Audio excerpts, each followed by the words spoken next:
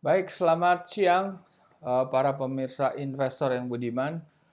Bertemu saya Budi Setianto. Assalamualaikum warahmatullahi wabarakatuh. Kreator daripada Easy Stock. Easy Stock adalah aplikasi memvaluasi harga saham atau menemukan nilai wajar saham-saham yang ada di bursa seluruh dunia. Anda bisa mengakses melalui Google Play Store karena di sini kita masih meluncurkan secara soft launching untuk aplikasi Android. Anda bisa klik di Google Play Store, Anda temukan itu atau ketik Easy Stock, Anda temukan menu atau icon lingkaran warna hijau dan merah. Anda download. Setelah download Anda open, Anda akan melihat tampilan seperti ini.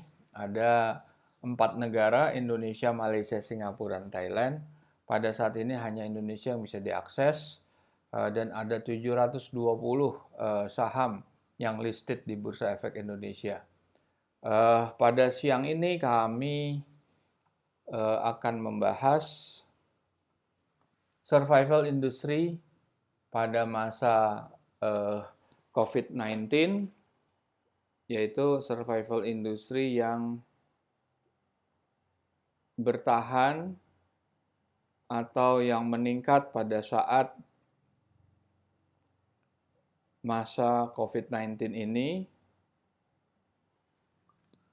Dan kami pilih saham IT dengan membandingkan nilai pergerakan daripada harga-harga saham. Artinya kita melihat saham-saham apa yang dalam waktu belakangan ini yang mencetak capital gain yang besar, dan apakah masih memiliki potensi ke depannya untuk Anda sebagai pemain saham untuk memperoleh capital gain atau keuntungan dengan menginvestasikan di saham-saham IT. Dan kita membandingkan dengan analisa fundamental Easy Stock untuk menemukan nilai wajarnya, intrinsic value. Jadi nilai wajar ini kami pandang sangat penting karena sebagai contoh apabila Anda berkecimpung di dunia otomotif, katakan sebuah mobil Avanza tahun 2015 katakan, saya nggak tahu persis harganya, anggap harganya 100 juta harga pasarnya, dan sedangkan Anda ditawarkan sebuah mobil Avanza dengan tahun yang sama dengan harga katakan 170 juta, karena itu sudah tentu Anda tidak akan atau menolak lah untuk membahas penawaran yang harganya 170 juta, padahal harga pasarnya 100 juta. Nah, harga pasar 100 juta pun juga harus kita teliti, harus kita valuasi lah. Nilai wajarnya sebenarnya berapa? Apakah betul 100 juta atau lebih? Kita lihat kilometernya, kita lihat service recordnya, kita lihat kondisi ban, kita lihat kondisi cat, kita lihat kondisi lain-lain, mesin dan misalnya gas buang, dan itu akan menentukan apakah mobil ini layak dibeli dengan 100 juta. Dan tidak mungkin Anda apabila Anda menghitung ternyata harganya hanya 97 juta, tentunya Anda akan menganggap orang menawarkan harga 170 juta adalah tidak waras gitu. Tetapi di saham itu bentuknya lain. Valuasi di saham itu kalau Anda tidak tahu hitungannya, tidak tahu nilai wajarnya, tentunya Anda juga tidak tahu sebetulnya apakah saham itu, katakan saham Bimantara, kenapa investor Warren Buffett-nya Indonesia, Lee Kong Hong itu eh, Lee Kong Hong itu Lee Kong Hong itu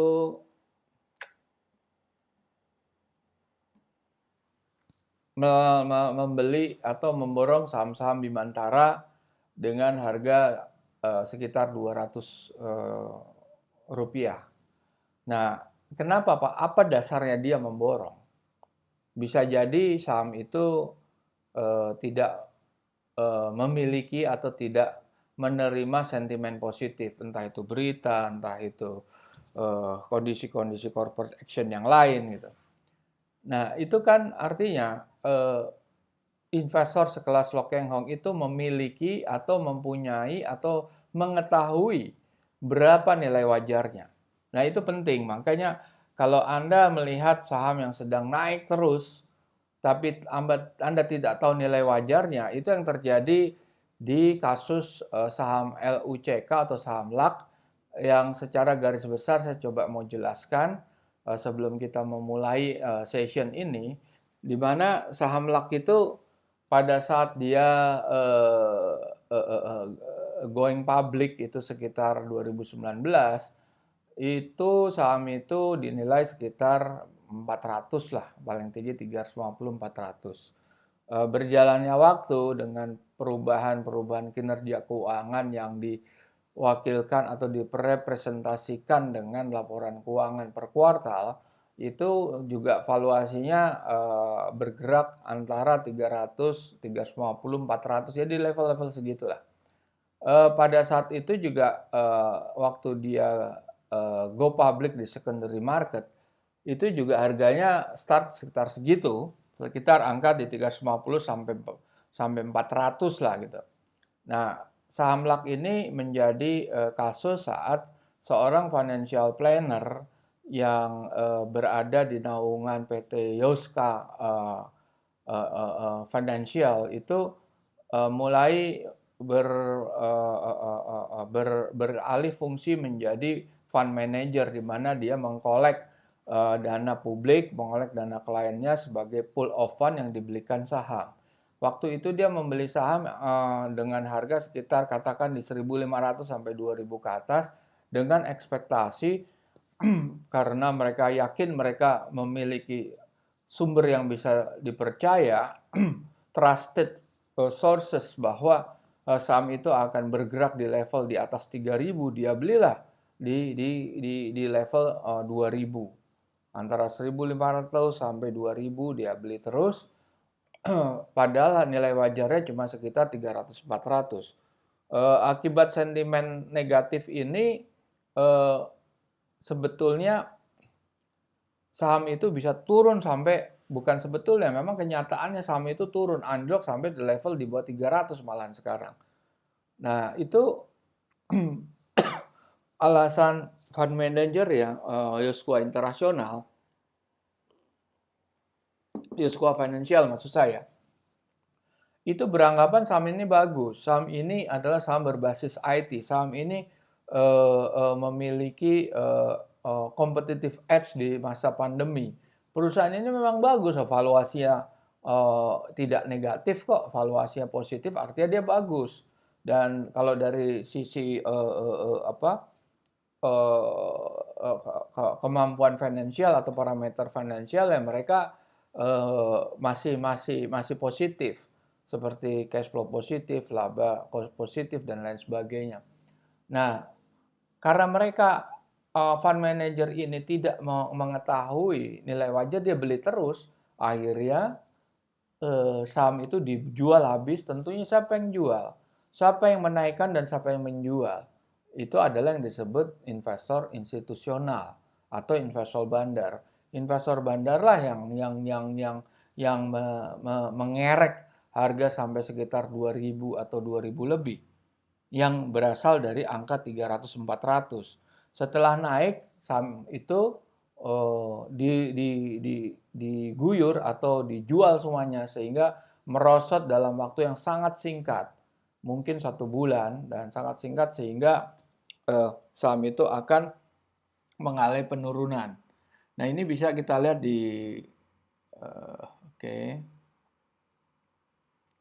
Ini udah aplikasi pergerakan harga saham, kita lihat saham LAK.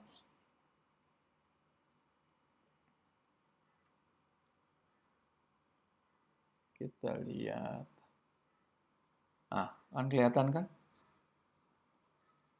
Saham ini bergerak. Dia kan IPO di sekitar 400 nih.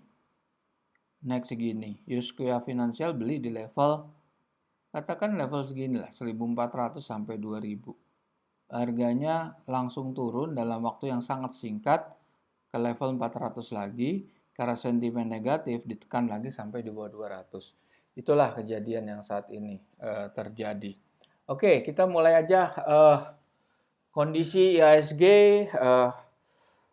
Anda bisa lihat itu ada dua grafik yang ditampilkan. Grafik yang di atas adalah pergerakan IHSG, indeks harga saham gabungan, yang mengalami kontraksi di awal tahun 2020, Januari sampai Maret, dan Maret itu puncaknya di mana pada saat itu Indonesia mendeklar bahwa Indonesia atau negara terjangkit virus COVID-19. Itu turunnya indeks itu sampai 40% lebih. Di saat yang sama, di periode yang sama, government bond yield juga naik. Naik itu kira-kira kenaikannya juga kira-kira 30% ke atas. Dan ini terlihat bahwa satu pihak turun, pihak lain naik. Pihak yang turun di sini adalah pasar modal. Pihak yang naik di sini adalah pasar uang. Jadi terjadi perpindahan, switching dana dari pasar modal ke pasar uang. Kenapa orang pindah ke pasar uang? Karena satu, Indonesia government bond yield dengan tenor 10 tahun itu naik, yieldnya naik. Yield naik itu akibat daripada investor global menilai, memvaluasi negara Indonesia dan menimbang risiko dan potensi, dianggap risikonya besar sehingga mereka menuntut tingkat yield yang lebih tinggi. Faktor-faktor yang mempengaruhi tentunya ada faktor-faktor moneter di Indonesia, faktor-faktor ekonomi di Indonesia, yaitu pasti utamanya ada tingkat suku bunga. Tingkat suku bunga waktu di saat itu adalah sekitar 6%, 6,5%, di level-level itulah. Makanya waktu itu government bond juga naik sampai di level katakan di 8%. Karena yield itu harus lebih tinggi daripada tingkat suku bunga umum. Nah, itu terjadi switching dari pasar modal, asal modal ke pasar uang. Tetapi karena pemerintah itu langsung bergerak cepat, mereka melalui perbaikan sana-sini dan mereka juga menurunkan suku bunga. Malahan saat ini suku bunga itu di level 3%. Nah, itu switching dana itu beralih lagi ke pasar modal. Pasar modal naik terus, indeks IHSG naik terus. Anda bisa lihat di gambar ini, indeks naik terus, dan saat indeks naik terus itu kita melihat bahwa indeks government bond yield juga turun. Indeks government bond yield juga turun. Oke, di sini bisa lebih dilihat lebih jelas. Lantas oke, di sini juga kelihatan kalau government bond turun, dia akan ikut naik dan lain sebagainya. Oke, di situ terlihat switching daripada pergerakan pasar modal ke pasar uang dan sebaliknya. Juga apa yang menyebabkan pergerakan harga saham yaitu komoditas minyak yang turun drastis dari pertengahan tahun 2000 atau akhir 2019 itu turun dari level 50 atau 60 dolar anjlok menjadi di bawah 20, kemudian naik lagi sampai ke level 52. Nah, di situ terlihat bahwa kenaikan sebesar 2,5%. 2,5 kali peningkatan dari harga 20 ke 50. Oke. Kita membahas sekarang dampak dari COVID-19, industri-industri apa yang survive. Industri-industri yang mulai bertahan, yang mampu bertahan di sini adalah industri-industri yang bergerak di bidang utility seperti gas, listrik, air bersih, pertanian, peternakan, perkebunan, perikanan, industri kimia, dan IT. Juga perusahaan perbankan tuh masih bertahan. Industri F&B terus terang food and beverages emang mengalami penurunan karena turunnya harga beli atau daya beli masyarakat karena ada pembatasan pergerakan sosial, PSBB, lockdown dan lain sebagainya. Ini berlaku untuk seluruh dunia. Namun secara perlahan industri ini mampu pick up karena bisa mengantisipasi perubahan gaya hidup masyarakat karena masa pandemi sehingga mereka melakukan pembelian lewat delivery atau take away dan perusahaan food and beverages bisa mengantisipasi dengan cepat menyediakan platform atau media untuk para pembeli untuk melakukan perubahan perilaku mereka membeli secara online dengan delivery. Dan itu tentunya mereka menerapkan atau para pebisnis menerapkan e-commerce atau melakukan platform marketplace atau pembelian atau trading online dan lain sebagainya. Industri retail yang masih bisa bertahan, kebanyakan industri retail konvensional itu turun luar biasa dan mereka hanya bisa bertahan apabila mereka sudah bisa memanfaatkan media-media e-commerce atau menerapkan penjualan melalui e-commerce. Oke. Industri yang tidak bertahan atau mengalami penurunan di masa pandemi adalah industri yang bergerak di sektor pariwisata. Di situ termasuk bisnis perhotelan, bisnis transportasi penerbangan, kereta api, restoran, tour and travel, dan bisnis eksklusif seperti kapal pesiar. Mereka terdampak semuanya. Kemudian bisnis money changer, bisnis fitness atau pusat kebugaran, bisnis industri film atau produksi TV production. Industri film jelas bahwa kita melihat bahwa banyak theater chain seperti 21, seperti chain-chain bioskop yang lain itu juga harus ditutup karena masa PSBB dan mulai buka tapi dengan pembatasan hanya 50%. Dan dibarengi oleh persaing-persaing video streaming yang memberikan layanan home streaming bisa mengakses melalui rumah, yaitu seperti Netflix, TV, Mola, dan lain sebagainya. Sehingga bisnis bioskop itu sangat terancam untuk bisa bertahan dalam masa pandemi. Di samping itu, pengelola provider daripada movie online, movie streaming itu semakin berinovasi, semakin advance di dalam mengembangkan teknologi. Artinya dengan internet, kecepatan internet yang terbatas pun mereka tetap bisa mensajikan movie streaming yang kurang lebihnya tidak bermasalah atau terjadi buffering atau lagging dan lain sebagainya. Itu boleh dibilang bisa diatasi oleh para provider itu. Nah, ini merupakan pukulan lah untuk industri film. Kemudian bisnis barbershop, bisnis properti. Properti ini memukul across the board, mulai dari bisnis residential, komersial, office space, mall. Mungkin hanya residential lah yang di kelas menengah bawah yang masih memiliki demand, karena di mana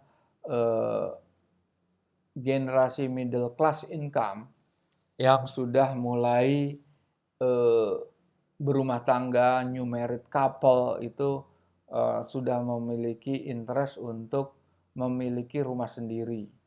Dan fasilitas-fasilitas yang mensupportnya seperti kredit perbankan sekarang juga memberikan tingkat bunga yang rendah. Jadi kalau residential masih punya peluang, tapi kalau komersial, kawasan eksklusif, middle high level market itu agak sulit. Kemudian bisnis wedding organizer, balik lagi keterbatasan sosial itu menyebabkan pengelola wedding organizer itu sulit untuk bisa bertahan.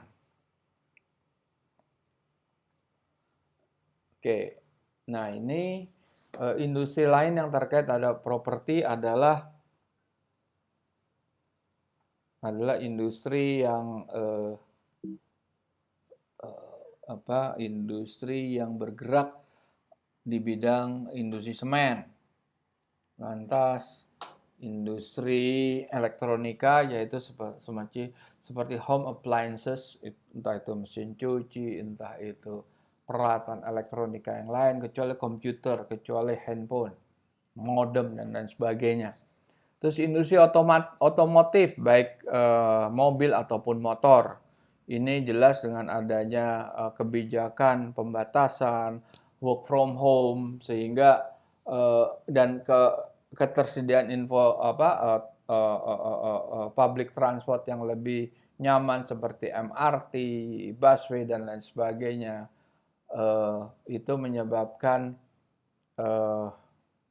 industri otomotif terpukul. Dan industri otomotif ini pada saat ini berusaha untuk bangkit dengan melobi pemerintah, di mana mereka mengalami tekanan penjualan yang menurun yang mungkin cukup signifikan, sehingga pemerintah mengeluarkan kebijakan baru dengan membebaskan PPNBM barang mewah, pajak barang mewah ditiadakan, yang pada dasarnya adalah pemerintah harus sacrifice hilangnya potential income yang cukup besar, tetapi industri itu naik akan menolong industri otomotif sehingga pada saat kemudian di mana memang pembebasan PPNBM ini hanya berlaku untuk periode tertentu, katakan 2-3 bulan atau 6 bulan tergantung keputusan resmi pemerintah, dan ini akan menyebabkan perusahaan-perusahaan akan bertumbuh. Ini untuk memicu ekonomi masyarakat gitu. Kemudian industri tekstil itu memang berat. Sebelum terjadi pandemi dia juga mengalami pukulan yang cukup berat lah industri tekstil karena masalah sunset industry lah. Teknologi mereka sulit keep up, catch up dengan teknologi, tetapi industri garment masih bertahan seperti produsen-produsen fashion kelas atas seperti Zara, di mana Zara masih bertengger di dalam 20 besar perusahaan terkaya dan lain sebagainya. Nah, industri yang meningkat di masa pandemi tentunya pastinya adalah alat kesehatan, farmasi, dan obat-obatan. Ini terikat kepada krisis atau pandemi COVID-19 di mana tentunya banyak korban terpapar yang harus menyediakan fasilitas lebih, rumah sakit yang diekspansi, kamarnya bertambah, peralatan kesehatannya ditambah, obat-obatannya juga bertambah, dan juga alat-alat kelengkapan seperti hand sanitizer dan lain sebagainya, masker dan lain sebagainya. Kemudian industri teknologi informasi, industri telekomunikasi. Ini adalah industri yang secara teori ini industri yang memperoleh advantages, yang memilih competitive edge pada saat masa pandemi ini. Oke. Industri jasa logistik juga akan mengalami peningkatan yang cukup signifikan mestinya.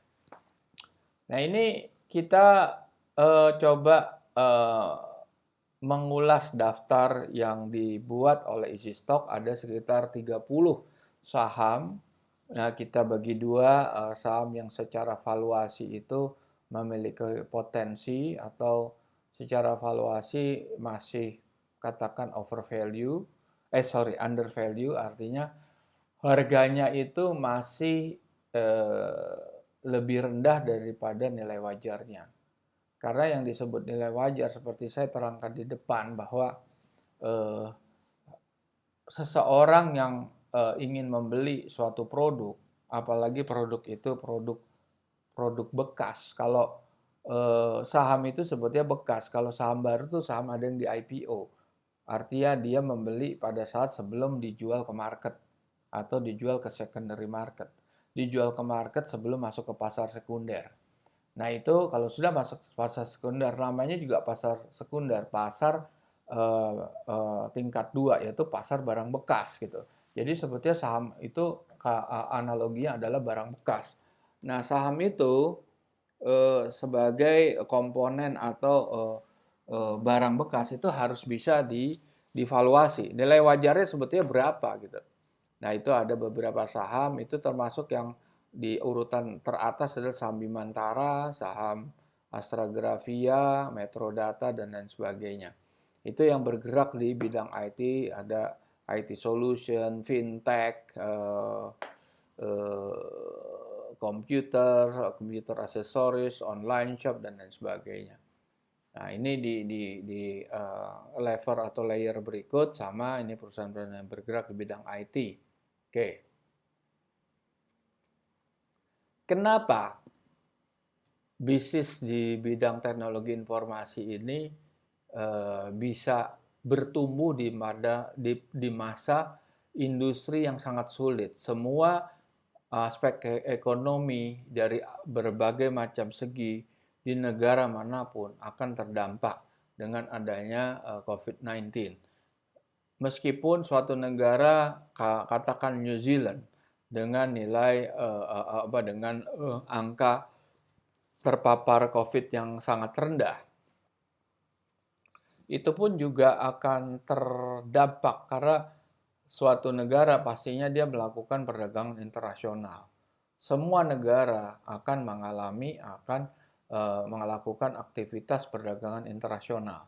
Sedangkan negara-negara internasional seperti negara-negara maju di Eropa Barat, Amerika, Amerika Latin, Asia, itu semua Jepang dan lain sebagainya itu mengalami kontraksi ekonomi, pertumbuhan negatif dan penurunan daya beli.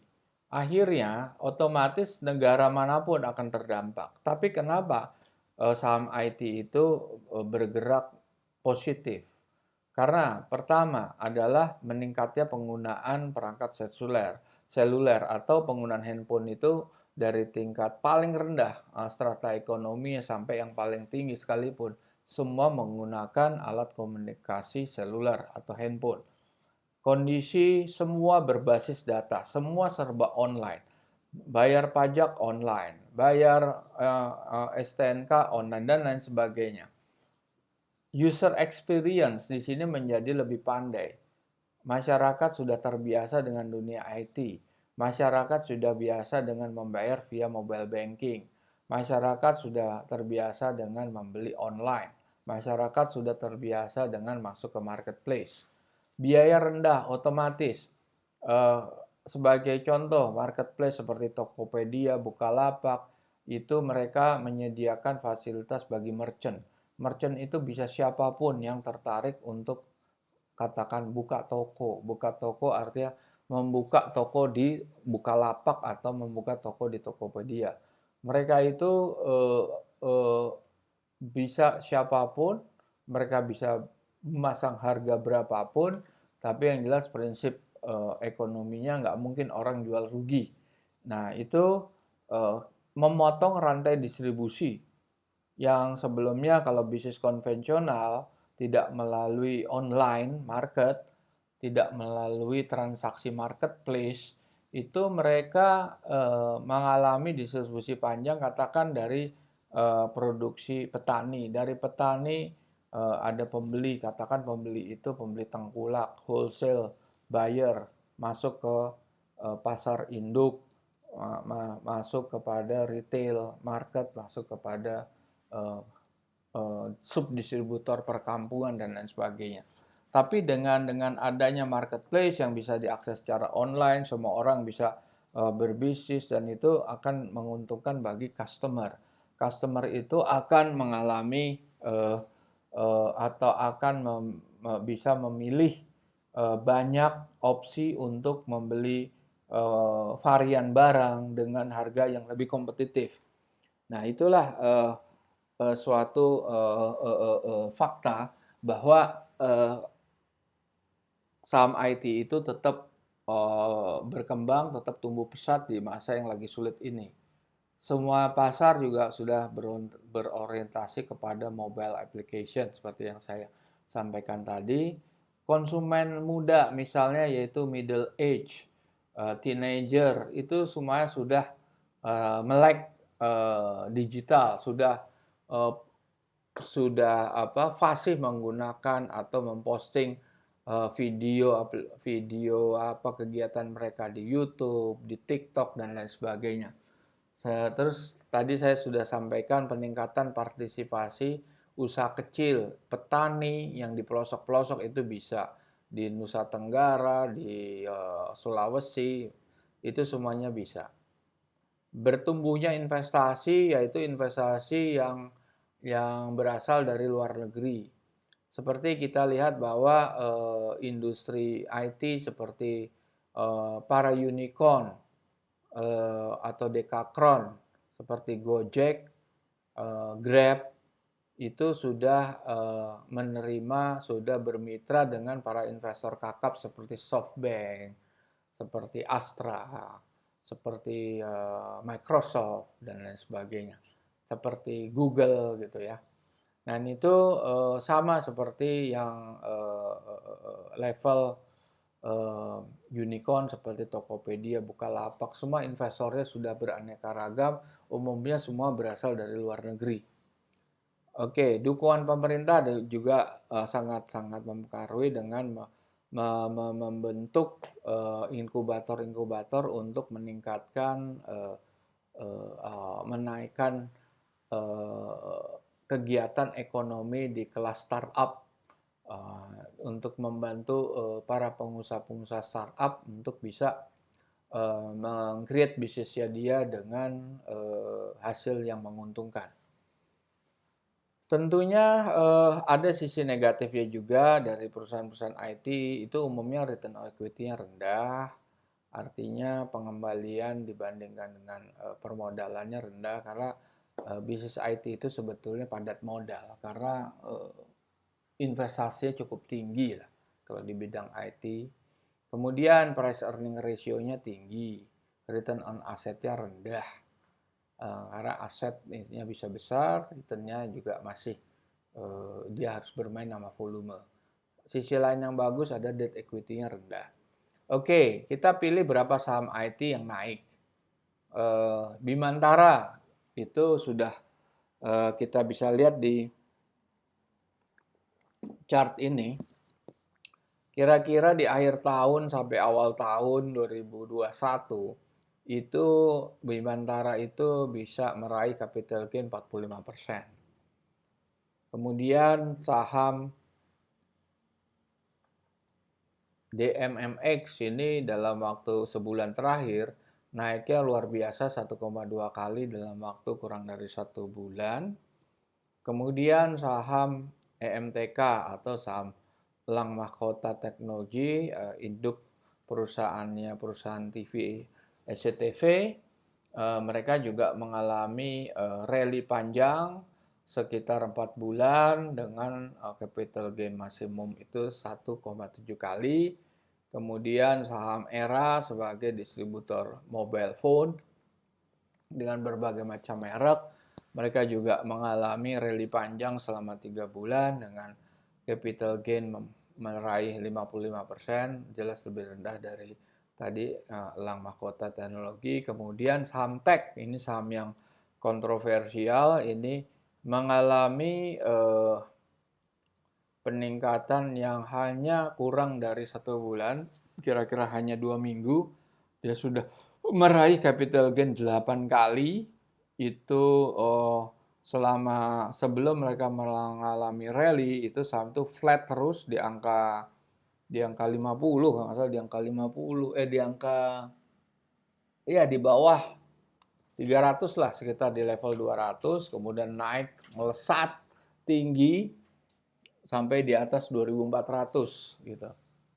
Nah, selebihnya tidak ada volume sama sekali, tidak ada peminat untuk bertrading di saham ini. Apa yang terjadi saham ini? Kenapa saham ini bisa naik? Terus saham Tefas, yaitu saham Televas Indonesia, juga mengalami kenaikan yang sangat tinggi 2 kali lipat dalam waktu kurang daripada 3 minggu.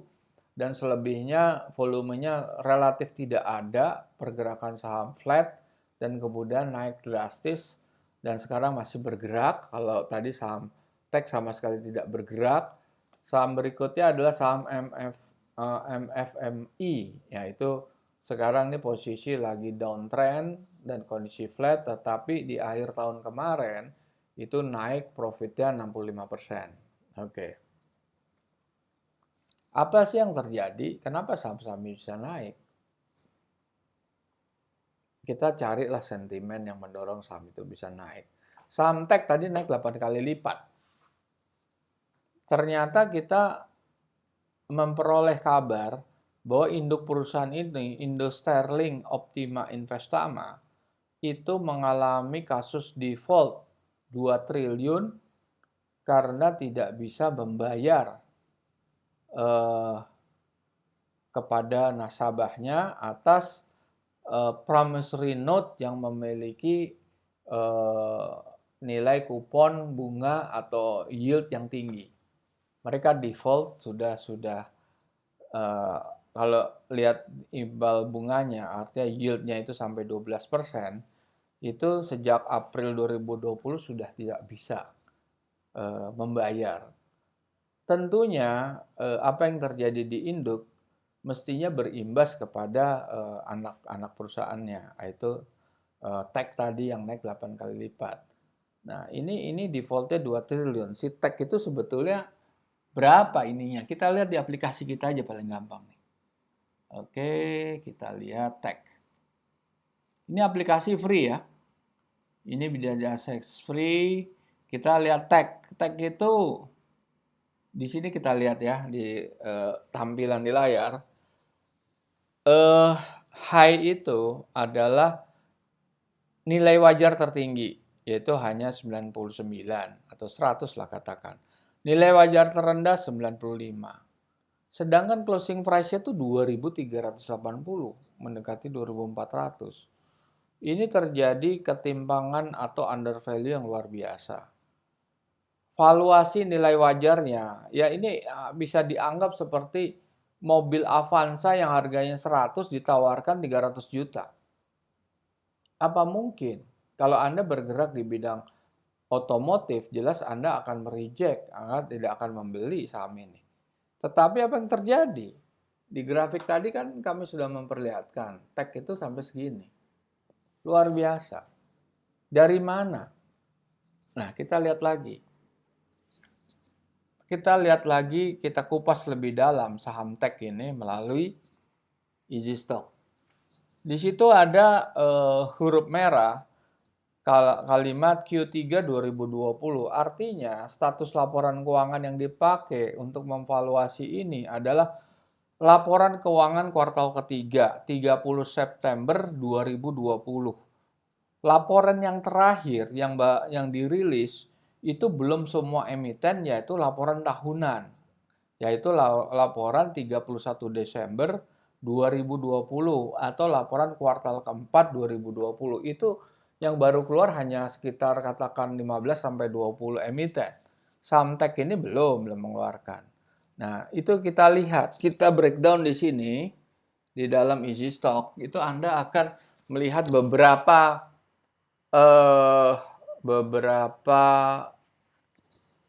parameter keuangan yang merupakan parameter kunci buat perhitungan Easy Stock.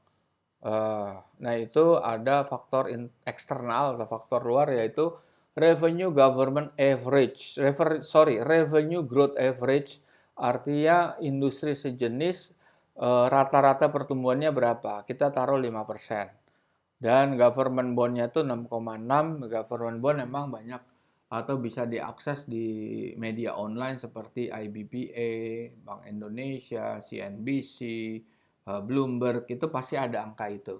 Angka itu berubah setiap hari. Seperti juga easy stock itu berubah setiap hari. Karena angka itu berubah seperti yang terjadi secara otomatis itu berubah.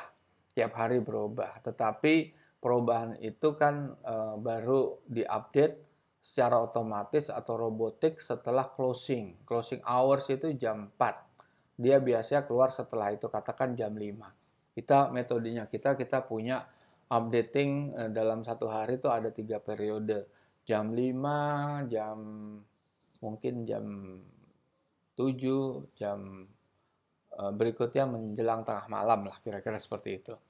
Kemudian ada capital expenditure, net income after tax, long term debt, sampai ke bawah sampai ada kalimat intrinsic atau INT, value higher band. Artinya apa? Nilai wajar tertinggi. Kalau di technical, kalau Anda lihat di sini, kita contohkan aja, ini ada Bollinger Band, ada support dan resistance. Hampir sama lah, hampir sama kira-kira seperti itu. Itu tadi kita masuk Samtek ya.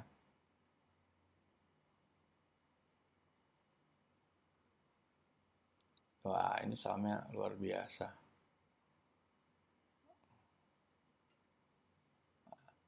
Naiknya luar biasa, tapi habis itu tidak bergerak lagi. Nah, kita lihat dari mana sih sebetulnya. Nah, ini kita lihat di screen kita lagi, di layar sebelahnya. Dari mana asalnya? Perhitungan itu asalnya dari sini. Dasar appraisal atau perhitungan saham isi stok. Mengikuti paham Benjamin Graham adalah penulis buku Investment Classic, Security Analysis, dan Intelligent Investor. Buku ini dikarang oleh Profesor Benjamin Graham, itu guru besar di University of Columbia di Amerika Serikat, yang merupakan guru dari investor ternama Warren Buffett. Saya yakin bahwa pemirsa tahu Warren Buffett yang karena dalam 30 tahun, 25 tahun terakhir dia selalu berada di 10 besar orang terkaya di dunia. Yang hanya dia satu-satunya yang hanya main saham. Selebihnya punya industri, punya pabrik, punya operation. Dia hanya investor saham. Nah, Warren Buffett ini memberikan pernyataan resmi di buku Warren Buffett Speak karangan Janet Low bahwa gaya investment dia adalah dipengaruhi 80% oleh Benjamin Graham dan 15% Philip Fisher. Benjamin Graham itu adalah dasar valuasi daripada easy stock yang kita dengarkan sekarang. Valuasi Benjamin Graham ada valuasi murni kuantitatif, artinya yang bisa dihitung dengan angka. Nah, sedangkan paham Warren Buffett yang lain adalah gaya 15% Philip Fisher. Tentunya tidak bisa dianalisa secara angka. Philip Fisher itu mengupas manajemen, leadership style, structure daripada sales force, hubungan antara perusahaan dengan unionnya, serikat buruh, bagaimana franchise produknya, bagaimana brand produknya, bagaimana antisipasi terhadap kompetitornya, bagaimana mengatasi kondisi ekonomi yang lagi berdampak atau ekonomi yang akan growing, bagaimana mengantisipasi kondisi teknologi ke depan. Di situ salah satu pahamnya Warren Buffett, di mana 85% Warren Buffett itu pahamnya berasal dari Benjamin Graham, yaitu menentukan harga, yaitu lebih banyak fokusnya di harga beli.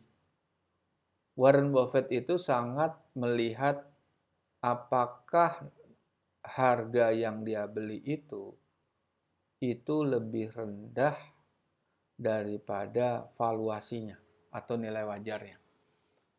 Kecuali aspek-aspek lain yang ditekankan di dalam metode Philip Fisher, di mana brand name itu begitu kuat, saluran distribusi yang begitu kuat, customer perception yang sangat tinggi, dan lain sebagainya. Dan ada history. Sebagai contoh, saham Coca-Cola itu dibeli mahal, lebih tinggi daripada nilai wajarnya. Karena faktor-faktor tadi, Coca-Cola sudah lama, puluhan tahun historinya, memiliki secret recipe, memiliki customer preference dan customer loyalty yang tinggi. Dia juga produk yang mempunyai distribusi yang sangat-sangat luas dan inovasi dan lain sebagainya, gitu. Oke. Inilah kemudian rumusnya. Nah, ini rumusnya, rumus yang kalau Anda lihat Samtek itu kenapa ketemu 98? Ya rumusnya dari sini. Kalau kita perhatikan skema diagram dari rumus ini, data mentahnya itu adalah tersedia di publik, yaitu Quarterly Financial Report yang dirilis oleh semua bursa yang ada di dunia. Sebagai perusahaan terbuka, dia wajib memasukkan laporan keuangan dengan format akuntansi yang ada, baik Journal American Accountancy Accounting Standard atau GPPA, GAAP dan lain sebagainya. Dan kemudian mereka harus memposting andaikan ada kesalahan atau keterlambatan di bursa efek, dia sudah menyiapkan official company website yang juga memposting laporan keuangan secara kuartalan, secara yearly, dan lain sebagainya. Nah, dari situ apa yang diekstrak daripada laporan keuangan itu adalah profit and loss, cash flow, dan balance sheet, dan ada auditor's note. Namanya disebut auditor's note. Kalau laporan yang shortlist, dia artinya metode isi stok harus mengabaikan, karena metode isi stok hanya bisa mengolah atau menganalisa laporan yang sifatnya long list. Long list itu kalau laporan keuangan tuh tebal, bisa sampai 100-200 halaman. Kalau sedangkan long list itu yang terposting atau yang terdisplay di dalam iklan-iklan surat kabar, itu hanya 1 lembar atau misalnya 2 lembar yang isinya cuma profit and loss statement, cash flow statement, sama balance sheet. Nah, kita komprehensif sekali karena di dalam auditor's note itu ada namanya capital expenditure, ada yang namanya non-performing loan, ada yang disebut piutang-piutang yang sudah overdue, sudah lewat 90 hari, ada yang kita dapat dari capital expenditure, ada yang kita dapat dari non-recurring income atau non-recurring expenses, depreciation, amortization, yang itu tidak ada di laporan shortlist. Oke, dari situ apa yang diturunkan, kemudian derivatifnya akan didapat free cash flow. Free cash flow sih penting karena easy stock itu berdasarkan kepada dunia real. Real business itu kalau Anda memang pengusaha real, Anda punya toko, Anda sangat concern adalah cash flow. Anda nggak concern terhadap investasi daripada barang-barang Anda, tapi lebih berpikir investasi yang berupa cash. Jadi free cash flow. Nah, selebihnya dari sisi balance sheet, kita memperoleh balance sheet itu surplus apa defisit. Itu penting karena di dalam metode easy stock itu kita menghitung namanya disebut nilai likuidasi atau nilai net current asset. Net current asset itu membandingkan hutang lancar, net hutang lancar atau net current asset dikurangi dengan current liabilities atau hutang jangka pendek. Sedangkan nilai likuidasi itu membandingkan semua dengan total utang. Makanya ada nilai wajar tertinggi dan nilai wajar terendah. Dan semuanya itu digabungkan kepada average industry growth, diolah ke situ free cash flow-nya antara neraca dan free cash flow diolah dengan komponen government bond yield, diproyeksikan 10 tahun ke depan, diterapkan margin of safety dengan discount factor untuk metode discounted cash flow, sehingga kita keluar namanya nilai wajar tertinggi dan terendah, sama dengan support dan resistance. Oke. Kita lihat lagi tadi, nah ini di sini ya. Ini aplikasi yang free akses ya.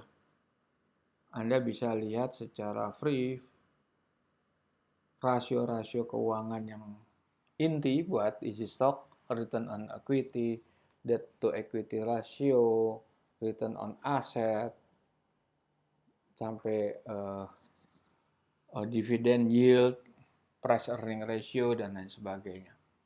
Nah, ini bisa diakses, video profile ada. Ini kita mengambil dari YouTube, company profile, dan forecast simulator. Nah, forecast simulator ini kalau historical chart kita bisa akses. Ini nah, kan harganya sangat jauh gapnya dengan valuasinya, berarti harga ini udah tuh over value. Oke. Kita lihat. Nah, ini di samping ada free akses, ada premium akses. Premium akses yang kita tampilkan di sini ada forecast simulator. Forecast simulator. Oke. Anda bilang, wah, pertumbuhan sales perusahaan ini bisa 15%. Oke. Ini angka udah turun nih jadi 6,1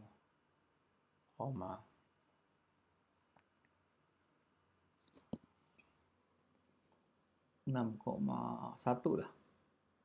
Tadi kan 99 ya. Sekarang kita lihat 98. Berapa? Kita lihat. Dan forecast simulator nih kita lihat 117 kan, tapi belum mengejar. Jadi meskipun dinaikkan 15% pertumbuhannya, tetap aja tidak mengejar. Karena apa? Sebetulnya harganya udah terlalu tinggi aja.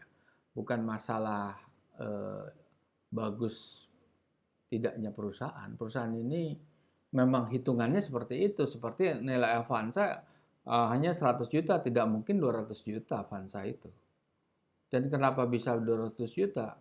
Kalau Anda tahu nilainya 100 juta, apakah Anda akan menyentuh harga 100-200 juta? Kan nggak mungkin. Tapi kenapa saham itu bisa naik? Nah, pertanyaannya adalah karena orang-orang atau para investor itu berbentuk seperti ini sebetulnya. Nah, yang ada seperti ini sebetulnya. Kondisi pasar modal di dunia itu 10% investor real ada investor institusi, investor kakap, para bandar, dan lain sebagainya. Itu jumlahnya hanya 10%, tapi dia menguasai 50% lebih dari perputaran uangnya. Sedangkan 90% dari pemainnya itu adalah investor spekulan atau investor kelas retail lah, investor individual. Pemain di pasar modal tuh melakukan analisa. Yang terkenal kan analisa teknikal dan analisa fundamental atau digabung. Nah, easy stock ini sebetulnya juga diperuntukkan oleh Anda yang berpegangan kepada analisa teknikal, baik Anda itu seorang profesional atau amatir. Paling tidak Anda bisa memakai easy stock ini sebagai apa? Sebagai complementary tools untuk melihat nilai wajarnya. Paling enggak Anda punya manajemen risiko.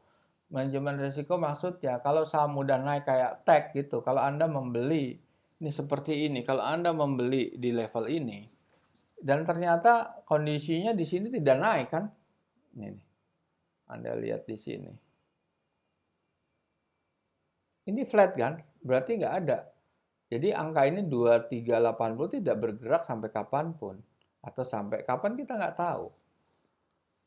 Nah, artinya di sini, kalau Anda tidak memiliki nilai wajar, Anda terjebak di harga 2380. Padahal harganya di level 100. Bagaimana kalau Anda beli di 2380, tiba-tiba harganya diturunkan? Ini yang terjadi di saham apa ya, MFMI lah.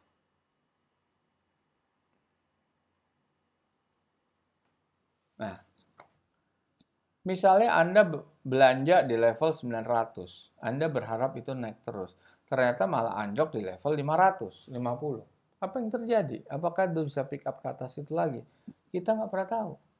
Kapan waktunya nggak pernah tahu. Tapi yang jelas, andaikan pick up di level 900, Anda potensi capital gain Anda adalah zero. Anda tidak dapat untung sama sekali, padahal Anda harus menunggu katakan 6 bulan, katakan 1 tahun. Kita nggak tahu kapan dia rebound, nggak pernah tahu. Yang bisa kita lihat adalah MFMI itu adalah laporan valuasinya. Berapa MFMI laporan valuasi? Apakah dia bisa kembali ke level? Oke, kita lihat MFMI.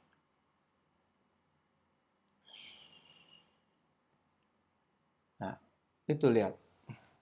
Harganya 1000, sorry. High-nya 1001. Sebetulnya masih bisa MFMI ini. Kalau kita lihat kan sekarang harganya sebentar. Harga kan 610. Dia sebetulnya bisa mencapai itu. Dia punya valuasi tertinggi itu 1000. Oh, kan 1000. Berarti dia dengan harga sekarang tuh masih punya upside potensial 64%. Tetapi punya downside sebesar 21%. Kita lihat rinciannya. Kita lihat kan laporan Q. Sebetulnya laporan udah berubah, laporan terakhir belum terupdate mungkin ya. FMI, tapi yang jelas sama lah kira-kira kurang lebih more or less ya. Nah,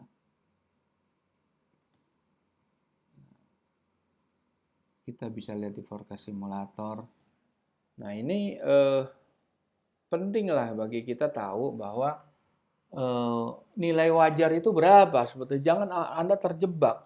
Kalau Anda misalnya di sini FMMI, emang bisa saham itu secara teori nilai wajarnya bisa mencapai 1000 perak dengan suatu kondisi tertentu ya. Kita nggak tahu kondisi kapan itu dan bagaimana naik. Kalau Anda beli di level 900, potensi Anda mencapai harga itu di level di atas harga beli Anda itu adalah kecil. Harga itu bisa mencapai 1000, tapi kapan? Karena sekarang harga di 600. Indeks itu masih naik turun. Nah, apa yang terjadi kalau kondisi seperti itu? Makanya saya sarankan pakailah easy stock ini sebagai dasar untuk Anda melakukan aktivitas di pasar modal. Ngapain Anda beli saham yang punya upside potensial antara 900 sampai 1000? Kan kecil sekali. Buat apa? Anda nggak mencari investasi buat 10% tapi nunggu 1 tahun. 1 tahun cuma untung 10%, belum potong pajak. Belum potong biaya komisi. Kan lebih baik Anda itu menunggu sampai harga turun, yang clean sheet-nya itu sebetulnya tidak ada downside. Yang ini kan MFFB punya downside itu sebesar 20%. Wah, itu yang harus Anda perhitungkan di sini. Apakah Anda akan membeli? Nah, oke, saham yang lain, saham DMMX. Ini lagi viral juga nih saham. Naik 496. Kita lihat saham DMMX. Oke. Wah, negatif. Apa yang disebut negatif di sini? Kok saham valuasi bisa negatif? Sedangkan harga terendah adalah 50 perak. Begini, analoginya begini. Anda tahu Avanza harganya 100 juta. Itu harga standar dengan kondisi tertentu.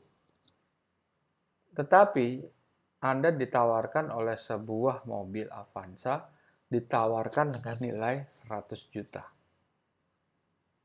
Anda hitung itu. Ban botak,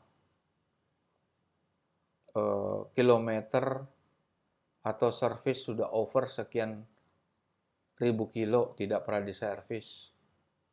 Persneling sudah seret, punya oblak-oblak di mana aja, jok jebol, cat mobil bule, malah ada penyok, kena tulang gitu. Dan bunyi seher udah nggak jelas gitu.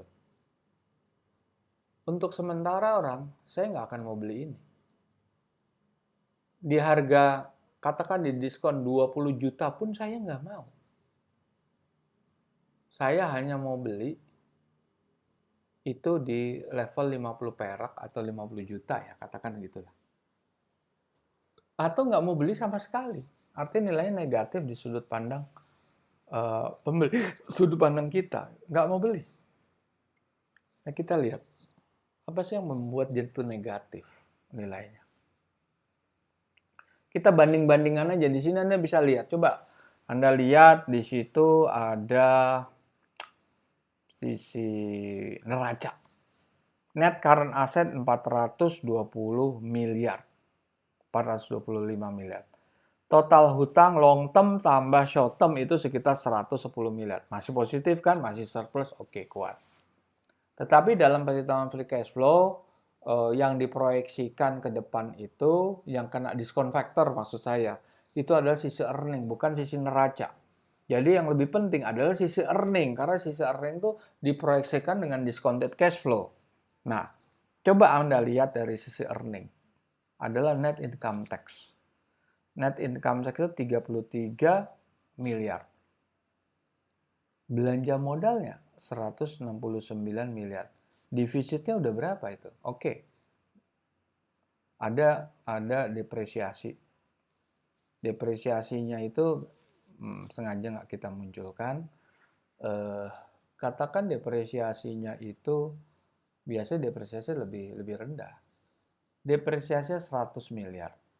Dia belanja tetap aja kan 69 miliar dibanding 33 miliar defisit kan. Free cash flow-nya tuh defisit. Bisa dilihat sih free cash flow-nya defisit. 133 berapa jadi depresiasi. Ini kebetulan sistem kita tidak memunculkan aja, tapi Anda bisa lihat free cash flow negatif nggak? Kalau free cash flow negatif, neraca itu bisa ngangkat nggak? Nah ini yang berat. Umumnya neraca nggak bisa ngangkat. Kalau katakan Anda mempunyai defisit neraca, defisit net working capital-nya defisit, tapi Anda punya free cash flow itu positif, itu kemungkinan besar nilai intrinsiknya positif, bukan negatif. Tapi kalau neracanya positif, sisi earning yang negatif, itu kemungkinan berat untuk dia mencapai valuasi positif. Nah inilah, jadi pertanyaannya gini, kenapa sih saham itu naik? Gini nih, saya mau perlihatkan lagi. Newsnya apa sih? Tech tadi dibilang, ini default. Kalau kita lihat, tadi kita coba bahas lagi, sorry, tech-nya.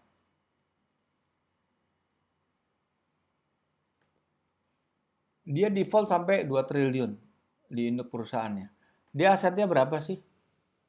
Equity-nya cuma 52 miliar. Hutang totalnya itu long term debt 2,5 miliar sama 500 juta. Sama 5,4 miliar. Total 8,9 miliar. Katakan 10 miliar. Defaultnya 2 triliun. Terdampak nggak? Itu kan harus dibayar. Induk itu harus membayar 2 triliun karena itu uang nasabah. Dia sudah berhenti bayar kupon, udah bayar yieldnya udah berhenti. Begitu jatuh tempo dia harus bayar itu. Sekarang posisi default. Artinya apa? Kalau default itu anak-anak perusahaan yang terkait dengan induk itu, induk-induk Sterling, Optima, Investama itu akan terdampak. Tapi kenapa malah naik? Ini kan nggak masuk akal. Artinya di sini adalah ada invisible hand yang menggerakkan saham itu. Nah, balik lagi gitu. Ini ada saham Tevas, ada saham MFMI, ada saham dasar. Nah ini apa yang terjadi nih? Naik terus diturunin.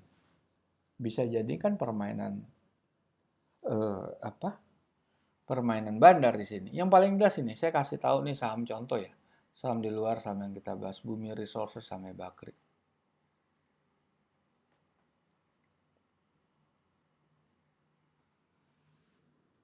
Anda lihat aja. Selama sekian tahun dia 50 perak.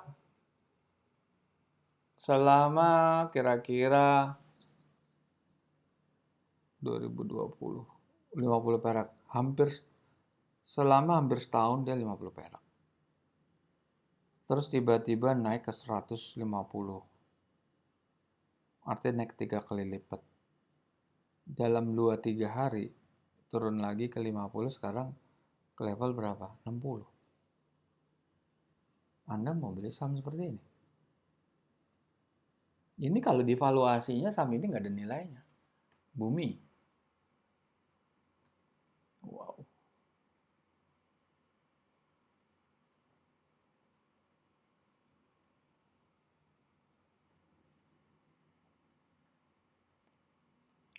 Ini negatif-negatif semua. Coba Anda lihat di sini. Free cash flow memang positif ya. Free cash flow positif. Lihat utangnya.